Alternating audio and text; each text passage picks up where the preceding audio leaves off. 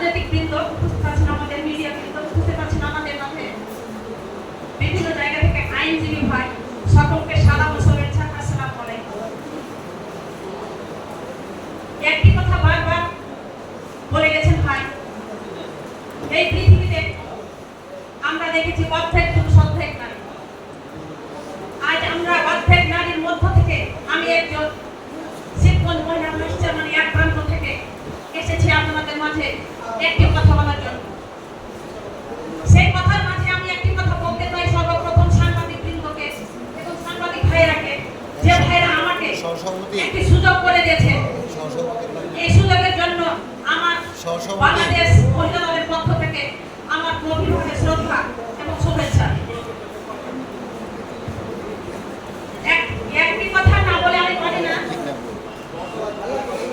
আমাদের মাঝে যে ভাইরা আছে দেখেছি প্রত্যেক ভাইদের একটি নৈতিক দায়িত্ব আছে। সে দায়িত্বটা হচ্ছে ভালো এবং সৎ কথা বলে সকল কিছু প্রচার করা।